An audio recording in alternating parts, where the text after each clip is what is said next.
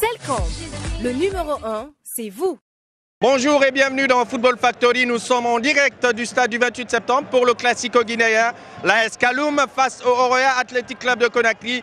Avec nous dans cette émission, nos spécialistes vont revenir sur une rencontre déterminante pour l'AS Kaloum pour la suite. Également dans cette émission, le résumé de la 18e journée du championnat avec Selou Tata Diallo et les réactions d'après Classico. Un Classico qui a mobilisé, bien entendu, en cette période de Ramadan, un match importantissime dont vous aurez en grand angle dans cette émission. Football Factory, c'est parti.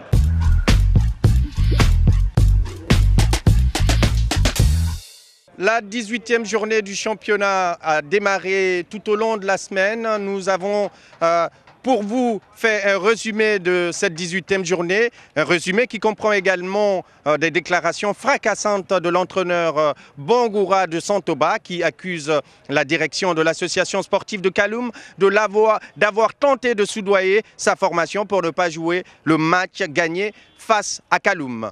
Un reportage signé Selou Tata Diallo.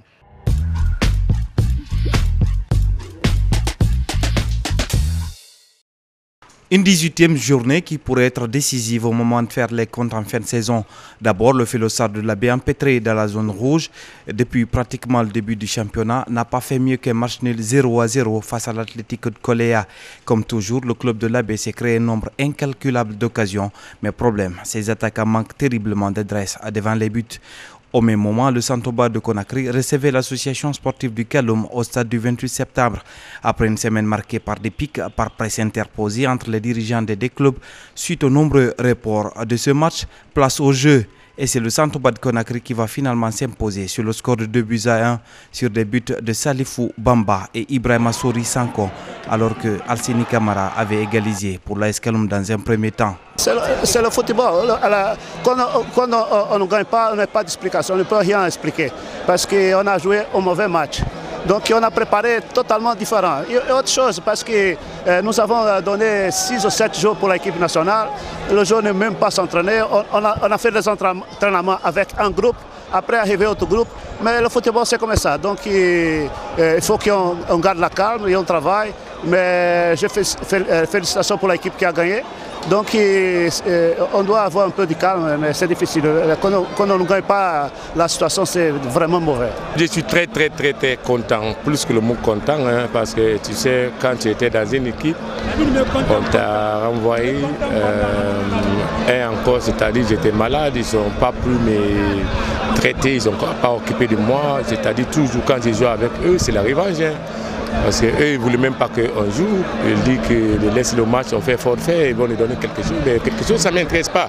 Mais je pense que mon dignité, c'est ça qui est très important, partout. Quand tu avais les enfants, il faut savoir gérer les enfants. Je vais vous dire une chose à Santoba aujourd'hui. Ça ne marche pas 100%, mais le jeune PDG Malik Kébé, il se bat avec le staff qui sont derrière nous. Je vais dire, je prends cette responsabilité qui est lourde, mais je me débrouille, même si je n'ai pas d'argent, mais j'essaie d'encourager les enfants petit à petit, plus qu'on s'entraîne. Je vais vous dire une chose, depuis le championnat a commencé, c'est la première semaine que Santoba a entraîné. On peut avoir le terrain dans 2 heures de temps, mais des fois, même le match contre Sumba, on n'a pas pu s'entraîner, même moitié du terrain, on travaille derrière le bois. Mais comment tu peux préparer une équipe comme ça? Mais je me débrouille. Le match de AS Kaloum, ça c'est à part. Même une équipe d'Interquartier peut battre Santoba 10-0, mais quand tu viens contre AS Kaloum, c'est autre chose. Mais c'est ça qui est arrivé. Une aubaine pour le Oroya de Conakry qui recevait en deuxième heure le Ganga FC de Kindia. Les Rouges et Blancs ne vont pas laisser passer cette chance de creuser l'écart et s'imposent sur le score sans appel de 4-1.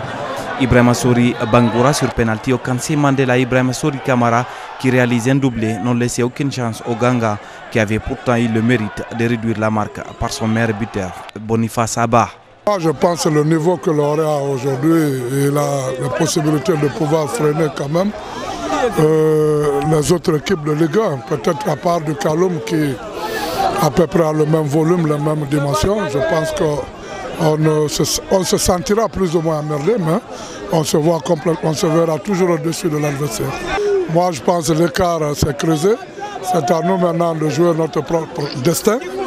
Nous avons notre destin en main, c'est à nous de prouver. Moi je pense qu'avec cet écart, je vois très mal que l'Oréal ne puisse pas être champion. Le Oréa s'envole ainsi en tête au classement avec 34 points. À 8 points derrière, on retrouve le Sumba Dubrika, deuxième avec 26 unités. Et l'AS Kaloum décroché complète le podium avec 23 points. Le classico de ce dimanche entre l'AS Kaloum et le Oréa de Conakry fait déjà saliver en bas de tableau. Le Felosar Labé 11e avec 16 points et le FC Séquence de Dixine 12e avec 15 unités seulement sont dans la zone rouge.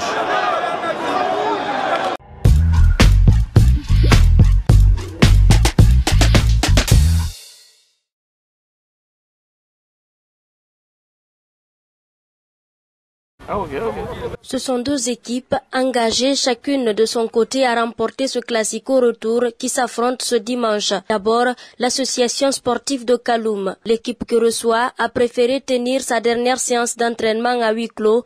Nous ne pouvons donc pas filmer. À la fin de la partie, nous avons le droit à des interviews. Les sous-marins jaunes se disent prêts à arracher les 3 points.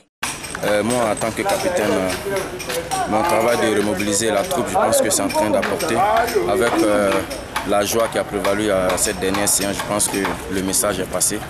Et il va falloir, si on veut bien terminer, je vais dire la saison, parce que là on fait une défaite, l'Oréal nous bat encore son adversaire, il creuse l'écart. Il va falloir qu'on essaie de resserrer le taux. Et vaille que vaille les 3 points. L'AS Kaloum a obligation d'aller chercher ces 3 points.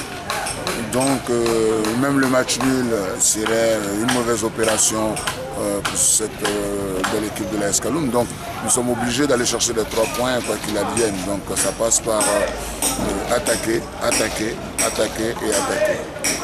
Ensuite, le Oréa Athletic Club de Conakry. La formation de l'AP Bangoura a elle aussi effectué sa dernière séance d'entraînement samedi soir. Là, nous avons le droit de filmer. Le même pied droit, crochet extérieur, enchaîne, allez. Allez, c'est pas mal, hein? C'est que vous devez retenir. Le schéma qu'on a eu, c'est une manière de changer leur axe. Parce que quand ils sortent le ballon, ils n'arrivent pas de bien. Ils ont été trop. L'équipe de Matam occupe la première place du championnat national de Ligue 1 avec 11 points de plus que son rival direct, l'association sportive de Kaloum. Malgré cet écart, l'AP Bangoura et ses hommes veulent absolument remporter la partie pour conforter leur position de leader. Aujourd'hui, nous allons nous épargner de toute pression, faire de sorte que nous ne soyons pas sous pression. On va jouer avec un mental très fort et très tranquille. Je pense qu'on aurait envie de mettre très tôt la différence. Si possible de mettre au moins 1 ou 2, bien moins de 20 minutes. Sur le plan mental, tactique et technique, on se sent très prêt. On aborde ce match dans de bonnes conditions. Vous avez vu comme le coach d'Adjoint a travaillé sur la finition parce que c'est vraiment mis 4 buts la fois dernière, mais il y a eu un peu de déchets au niveau de la finition. Et c'est que le coach a tenu à part ce soir. Le match contre le FC Ganga nous a servi de tremplin par rapport à ce classico parce que moi je l'ai toujours dit, le classico ça se gagne, ça se joue pas. Donc par rapport à cet état de fait, on va se donner corps et âme pour gagner ce match.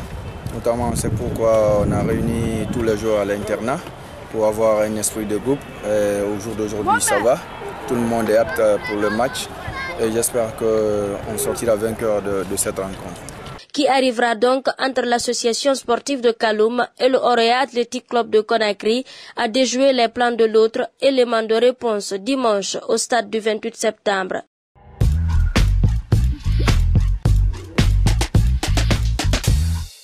L'AS Kaloum a disposé du Oroya Athletic Club de Conakry sur le score d'1-0, but marqué par Alseni Camara Agogo. Le résumé de cette rencontre par nos équipes ici au stade du 28 septembre.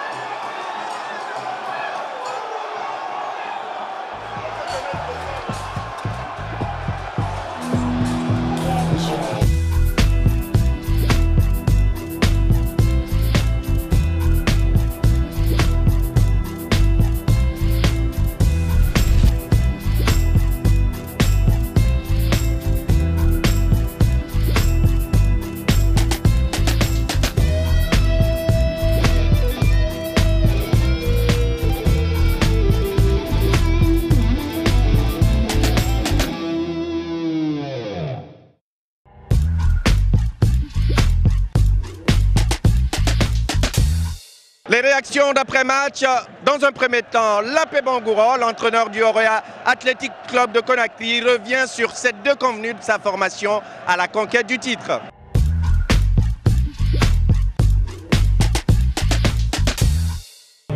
Bon, moi je ne pense pas être dessus. Je crois que j'ai eu beaucoup plus d'occasions, je n'ai pas été réaliste. Et aujourd'hui, il y a eu beaucoup de déchets de mon côté. Le destin a voulu comme ça, le Kaloum a eu les 3 points. Non, le schéma était en place, mais il y a eu beaucoup de déchets. Quand face au but, face à un gardien, on ne réalise pas. Sur la dernière passe, on fait de mauvaises passes. Je crois qu'il y a eu de petits déchets. Tactiquement, on était là. Et le Kaloum a eu beaucoup plus de volonté, beaucoup plus d'agressivité. Le Kaloum a gagné. Et de ça, je parle qu'il a été plus agressif, beaucoup plus volontaire. C'est ça aussi. Alors, ils ont eu beaucoup plus de répondants physiques. Nous serons toujours inquiets, c'est le football. Parce qu'il nous reste, je pense, 5 matchs.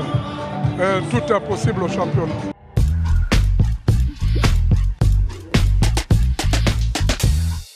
L'entraîneur kaloumiste, très heureux de cette victoire, nous revient au micro de Football Factory.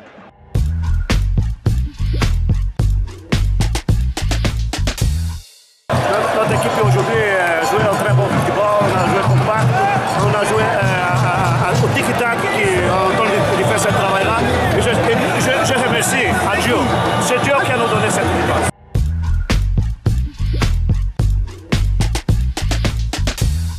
De retour sur ce plateau avec notre invité, Ibrahima Massiba, du site 100% Football. Nous allons revenir avec lui sur ce match qui a vu le champion de Guinée, l'AS Kaloum, dominer et battre le Oroya Athletic Club de Conakry. Massi, merci d'avoir répondu à notre invitation. C'est quand même un match qu'on attendait sur un autre niveau. Ah oui, effectivement, c'est Gadialo avec deux équipes dès l'entame très entreprenantes.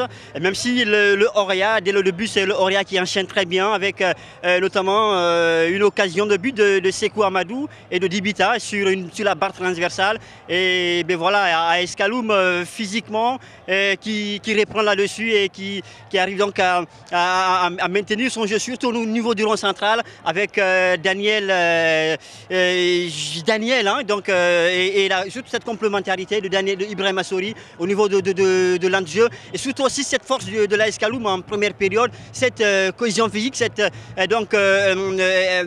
automatisme au niveau du rond central. Et vers la fin, avec le Oria de Conakry, un peu émoussé, Mandela qui était en manque de repères, qui arrivait des fois à perdre assez de balles, surtout au niveau de la dernière ligne offensive du Oria de Conakry. Mais on a eu l'impression que la paix n'a pas su trouver une réponse collective face à cette formation kaloumiste qui a quand même montré, hormis les 5-10 premières minutes, beaucoup de constance et beaucoup de rigueur dans le jeu. Moi je pense que la paix a beaucoup pêché, surtout au niveau de la défensive. Moi je ne peux pas comprendre avec Alseni, Silla qui ne joue pas, Talal, et la paix le place là, surtout pratiquement toutes les occasions de l'AS Kaloum passaient sur le côté de Talal qui était un peu pas dans son match, ce Talal-là. Et ben voilà, vous l'avez dit, et donc la paix Bangoura a surtout beaucoup pêché au niveau de l'organisation de son équipe.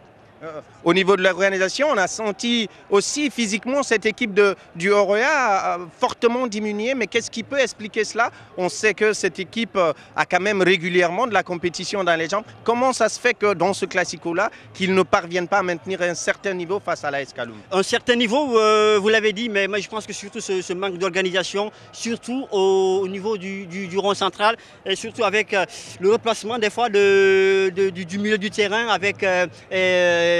comment il s'appelle, le milieu du terrain,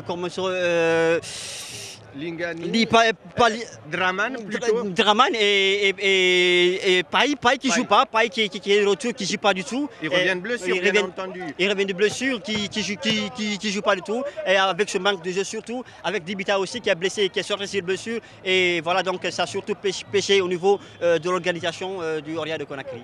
On vous remercie, Ibrahim Amassi. On espère vous retrouver assez rapidement dans cette émission Football Factory. Merci d'être passé chez nous. Merci, Sega Diallo.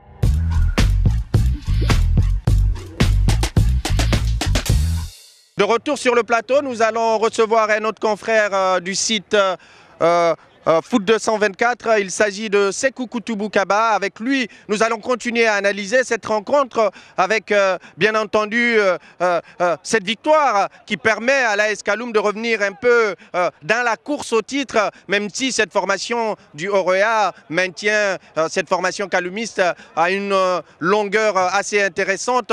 Sekou, on s'attendait à un match avec plus d'intensité, avec peut-être plus d'adversité, mais on a vu que Kaloum est quand même un cran au-dessus de cette formation du Oroya. Oui, justement, collectivement, on a vu une équipe de Kaloum qui a bouffé complètement le Oroya. Moi, je pense bien que tout s'est joué surtout avec la bataille du milieu du terrain. Le Oroya n'a pas réussi à contenir les assauts de l'AS Kaloum. En plus de cela, on a vu une équipe de Kaloum qui était bien mobilisée derrière. Il y avait beaucoup plus de complémentarité. Aujourd'hui, qui a produit un football spectaculaire, il faut le rappeler. Une équipe qui ne s'est pas affolée, qui, bien évidemment, a joué son football et a attendu au bon moment pour réagir. Malheureusement, ils ont pêché dans le dernier geste, sinon le score aurait pu être beaucoup plus lourd. Même si, de l'autre côté du Oroya, le Oroya s'était créé les occasions. Parce que si le ballon de Dipita n'avait pas touché la barre transversale à la 5e minute, ça aurait pu être une autre façon d'aborder cette rencontre de la part de l'AS Kaloum. Mais dans l'ensemble de ces 90 minutes, on peut dire quand même que le meilleur s'est imposé.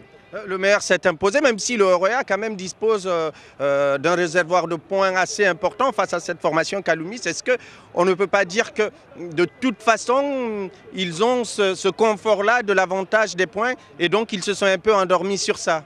Je ne pense pas. Je pense bien que c'est l'AS Kaloum qui a été à la hauteur. Le Oroya voulait bien évidemment confirmer que la domination sur le plan national, c'était bien lui. Malheureusement, l'AS Kaloum voulait mettre fin à cette série de 12 matchs sans victoire face au Oroya. Et aujourd'hui, on peut dire quand même que l'ASK a bien répondu, le collectif de l'AS Kaloum a bien répondu. Kamfori Lapé n'a pas réussi à trouver la solution. Moi, je suis un peu déçu de la façon dont il a aligné ces hommes-là, parce qu'on a vu un gaucher qu'il a mis comme latéral droit.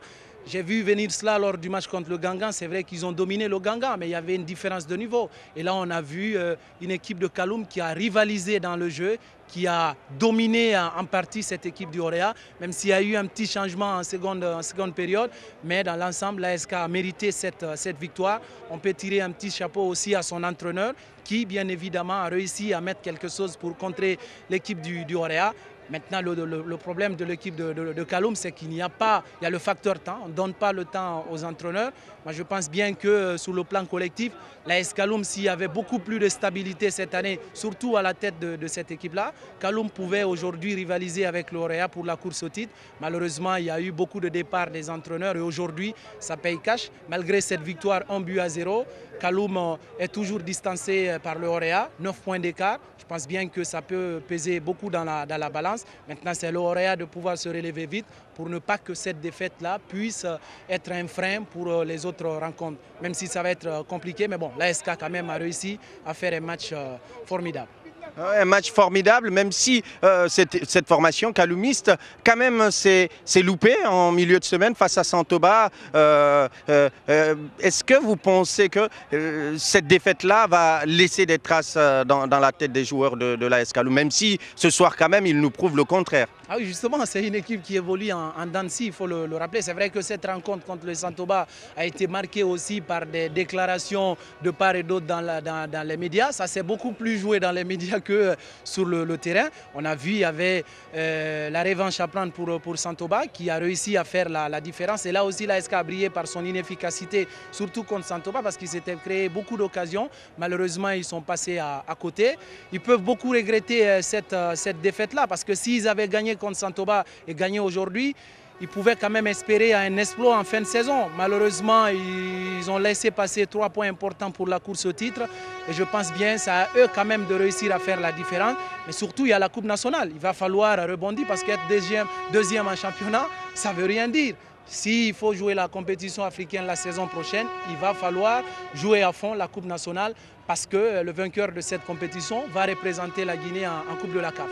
Il faut aller chercher une place africaine, nous dit Sekou Koutoubou Kaba. Merci d'être passé dans Football Factory. Nous allons maintenant faire appel à Tcherno Amadou Makadi du site Foot 224. Avec lui, nous allons revenir sur les clés de cette rencontre entre le Orea et l'AS Kaloum. Un match dominé de bout en bout par l'AS Kaloum. Qu'est-ce qui n'a pas marché du côté du Orea? Pourquoi cette formation a fait pâle figure ce soir? Je pense que rien n'a marché, sincèrement, sur l'ensemble du match. Alors ça allait beaucoup mieux en première période où le Orea a réussi quand même sur les 15 premières minutes à se créer quelques occasions. Mais sur la seconde période, c'est 0 occasion franche de but obtenue par cette équipe. Maintenant, moi je salue au passage la stratégie mise en place par Antonio Dumas qui a contré cette équipe du Orea parce qu'il a absorbé les poulains de Kamfor Ilapé Bangoura. Il a procédé par contre et on a vu à chaque fois que le Orea se laissait découvrir, il y avait beaucoup d'espace derrière. Et vu qu'il y a des flèches comme Moussa Diawara, comme Kabongo Kasongo qui vont très vite, eh bien ils se sont très souvent créé des situations dangereuses, même s'ils ont manqué d'adresse. Je repasse encore en image cette occasion manquée par Kabongo Kasongo ou peut-être le mauvais choix d'Alseni Camara, mais je pense que l'Orea est passé à côté de ses pompes.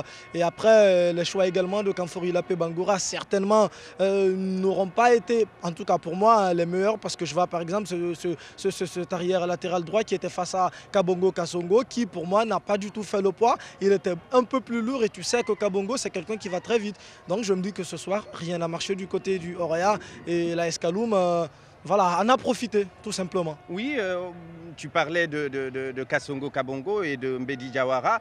On a vu la qualité technique de ce joueur. On s'est amusé avec les confrères pendant le match. Il n'a perdu aucun ballon tout au long de la rencontre. C'est extraordinaire. Et il délivre la passe décisive sur sa première véritable balle. C'est quand même un joueur d'un autre niveau, mais qu'on ne voit pas souvent, dont on n'entend pas parler de façon récurrente comme Kasongo Kabongo ou peut-être comme Mandela. qui ce soir n'a pas fait ce qu'on attendait de lui. Moussa Diawara, c'est pas qu'il n'a pas perdu les ballons, mais c'est qu'il a bien utilisé les ballons qu'il a eu. Parce qu'on a vu qu'il était dans tous les bons coups. Ses centres en retrait étaient magnifiques. Ses débordements, on n'en parle même pas. Et ses appels étaient tout simplement limpides. Je dis que ce joueur, pour moi, je pense qu'il est parti pour être l'un des meilleurs de cette saison. En tout cas, que ce soit sur le plan statistique, que ce soit de son investissement dans le jeu. Il faut se rappeler qu'il nous offre quand même un but magnifique au match aller lors de ce Classico, puisqu'il détend complètement Radim Ndiaye, qui était tout simplement impuissant. Et on sait que battre Radim Ndiaye dans ce championnat, ce n'est pas donné à qui le veut. Je pense que ce joueur, il est sorti du lot. Après, j'ai un peu eu du mal à comprendre son changement, mais après, on va essayer de comprendre ça parce que je me sentais aussi un tout petit peu fatigué. Je ne sais pas s'il était agent ou pas, mais il est sorti du lot. Pour moi, c'est l'un des meilleurs atouts de cette équipe de l'AS Kaloum. Je pense que Kabongo est un tout petit peu surcoté et que lui, Moussa Diawara, est sous-coté. Oui, est-ce que cette défaite va changer quelque chose dans la course au titre entre les deux formations? Ça va être très compliqué parce qu'il faut dire quand même que l'AS Kaloum s'est laissé distancer au classement. Là, il y a 8 points d'écart entre ces deux équipes et on sait que c'est très compliqué quand c'est comme ça. Le Oroya a certes chuté aujourd'hui, mais face à d'autres adversaires, ça va être très compliqué. L'année dernière, l'équipe a perdu le titre sur le fil, mais à 8 points, ça va être compliqué. Mais il faut dire quand même que l'intérêt est relancé. Le suspense est parti quand même pour durer un peu plus loin parce que si le s'imposait cet après-midi, ça aurait été 14 points d'écart quand même, ce qui n'est pas rien. Ça pliait de sitôt le championnat, ça tuait tout suspense. Mais là, le suspense est relancé et voilà, on va suivre ça de très près. Je pense que c'est tout bénef pour le spectacle. Oui, mais l'AS Kaloum devrait aussi se concentrer sur la Coupe nationale. Si en tout cas ils veulent sortir la saison prochaine, on voit une magnifique formation qui mériterait peut-être d'aller en compétition africaine. Mais pour cela, il faut être un peu réaliste. 8 points en 4 matchs, c'est difficile à faire. Hein. Oui, je pense que cette équipe, que ce soit du début de la saison à maintenant, c'est une équipe qui a montré de très bonnes dispositions. Moi, ce que je regrette, c'est la politique managériale qu'il y a au sein de cette formation. Moi, je l'ai dit, cette équipe... Cette impatience du président Sampil, il faut le dire, à un moment, il n'y a pas de logique même s'il l'assume et qu'il dit que lui, il cherche des résultats, mais les résultats sont sur, on va le dire, un certain moment. Sur 22 journées, si vous avez 4 entraîneurs, c'est assez compliqué d'avoir des résultats. Les résultats se construisent, les résultats s'obtiennent sur la durée. On ne s'improvise pas tout de suite, il faut construire, il faut avoir un réel projet. Et quand vous regardez cette équipe kaloumiste, moi j'avais dit que la préparation avait été magnifique quand j'ai vu cette équipe sur le début de la saison, même si elle avait enchaîné 3 matchs nuls. Pascal Janet avait fait un travail de fond et je pense que lui, il avait les clés d'amener cette équipe à un très haut niveau. Mais depuis le début de la saison, c'est 5 entraîneurs qui ont dirigé cette équipe. Il y a eu Pascal Janet, il y a eu Rigo Gervais qui est passé par là, le passage a été clair. Il y a eu Ali Touré qui a dirigé l'équipe, il y a eu Olivier Janouzi, il y a eu cette fois-ci Antonio Dumas et il y a eu également François Zahui. Et les joueurs, à un moment, ils s'y perdent, ils ne comprennent rien parce qu'à chaque fois, on leur parle de choses différentes parce que les entraîneurs ont différents schémas, ont différentes manières de travailler. Je pense que cette fois-ci, si l'AS Kaloum va vers un échec, c'est plus pour la stratégie managériale qui pour moi est quand même assez amateur. C'est plus pour cela, mais les joueurs, on a vu qu'il y a de la qualité dans l'effectif. Et même aujourd'hui, physiquement, on a vu que c'est une équipe qui avait beaucoup de répondants. Et ça continue, c'est lié au travail en fait qui a été fait au début de saison. Et là, le Oroya, par contre, a un problème sur le plan physique parce que tout simplement, la préparation a été biaisée. Bâclée, elle a été bâclée, elle a été biaisée, elle a été faite de façon assez approximative. Et ça rattrape aujourd'hui cette équipe. Heureusement qu'elle a réussi à creuser quand même l'écart au niveau du classement et qu'elle n'a pas eu à évoluer assez longtemps sur 2 ou 3 tableaux. Lapé Bangoura et Antonio Dimas qui réagissent à la fin de cette rencontre au micro de Football Factory.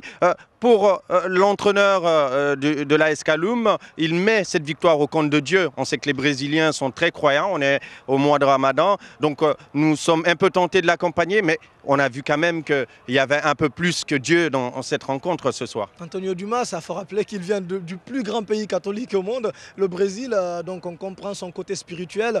Mais oui, Dieu, après, parce qu'on est croyant aussi, mais après on pense que ça s'est fait sur le terrain. Les joueurs ont appliqué certainement sa stratégie et puis après ils ont gagné. Et c'est tout bénef, ça relance l'intérêt de ce championnat. Quant à la paix, ils pensent qu'ils n'ont pas été ridicules et qu'ils n'ont pas, qu'ils n'ont pas eu de réussite au niveau de la bastion offensive. Est-ce que c'est pas léger comme argument ? son argumentaire sur la première période, je dirais oui. Mais après, sur ce qu'on va sur la seconde période, c'est assez léger. Le Horea ne peut pas sortir ce genre de prestations. C'est une équipe qu'on attend à une autre dimension, mais quand on voit ce genre de prestations, sincèrement, c'est assez désolant. Sur la seconde période, je dis bien, c'est 0 occasion franche de but. C'est l'AS Kaloum qui se crée toutes les occasions. Et quand c'est comme ça, je pense qu'il y a peu de choses de quoi se flatter. Merci Thierno Amadou Makadji d'être passé dans cette édition. Nous étions au stade du 28 septembre pour Football Factory, une émission qui vous parvient tous les mardis sur votre chaîne préférée. Merci de nous avoir suivis. Bonsoir chez vous.